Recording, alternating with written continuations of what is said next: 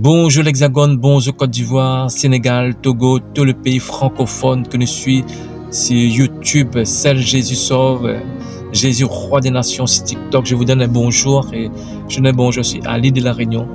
Je vais prendre deux versets de la Bible dans Genèse 2, versets 15 à 16 à 17. Genèse, voilà, on va prendre ce verset-là. Genèse 2, versets 15 à 16. L'Éternel Dieu prit l'homme et le plaça dans le jardin d'Éden pour cultiver et pour le garder. L'Éternel Dieu donna cet ordre à l'homme: tu pourras manger de tous les arbres du jardin, mais tu ne mangeras pas de l'arbre de la connaissance du bien et du mal, car le jour où tu en mangeras, tu mourras.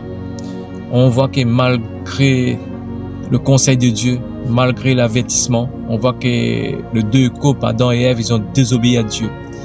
On voit que Satan est venu corrompre ces deux couples parce que dans Genèse 3, ce verset nous dit: Dieu t'a réellement dit de ne pas manger le fruit de la connaissance du bien et du mal.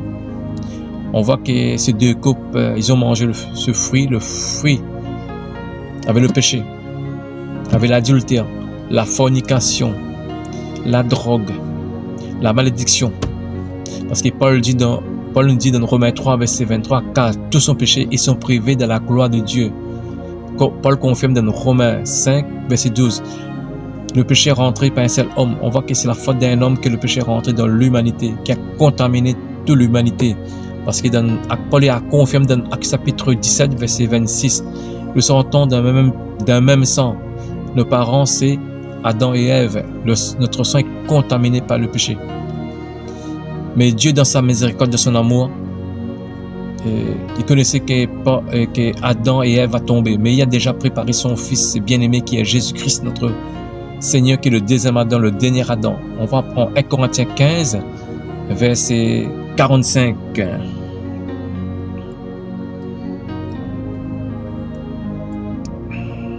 J'aime la parole de Dieu parce que la parole de Dieu, c'est délicieux, c'est un régal. Je sais que vous aimez aussi la parole de Dieu. C'est merveilleux la parole de Dieu, c'est délicieux, c'est un régal.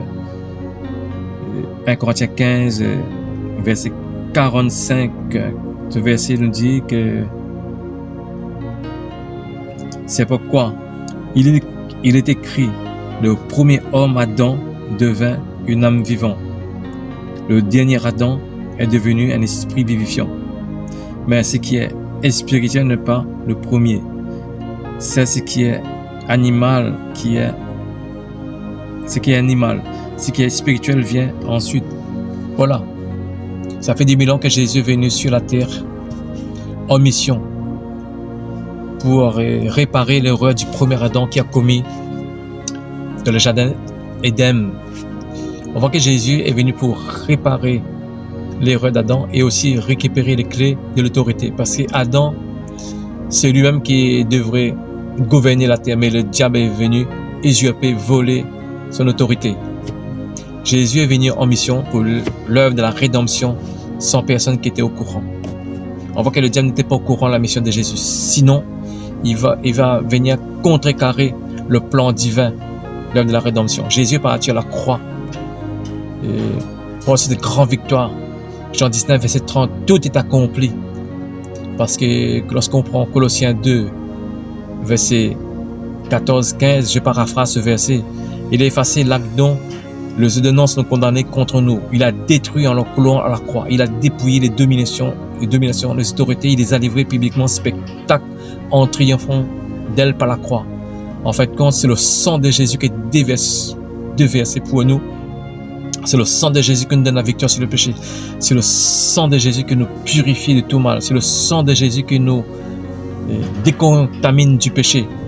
Parce que là, Jésus nous a donné l'autorité aussi. Dans Luc 10, verset 19, voici, je vous ai donné le pouvoir de marcher sur les serpents et les scorpions et sur toute la puissance de l'ennemi.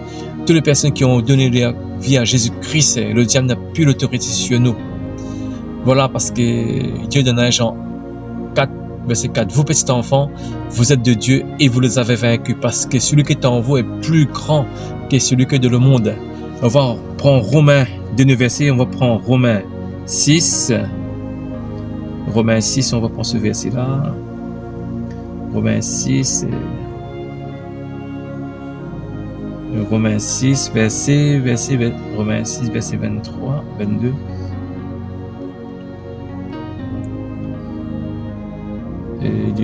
Maintenant, étant affranchis du péché et devenus esclaves de Dieu, vous avez pour fruit la sainteté et pour fin la vie éternelle. Voilà, quand l'Esprit de Jésus vit dans notre cœur, en fin de compte, et son esprit qui nous donne l'autorité sur le péché, nous donne l'autorité sur le diable, tous ces hordes de démons, ils ont pris l'autorité sur tous les chrétiens. Parce que Romains 6, 14, car le péché ne mènera pas sur vous, parce que vous n'êtes pas sur la loi, mais sur la grâce. Soyez bénis. Amen, alléluia.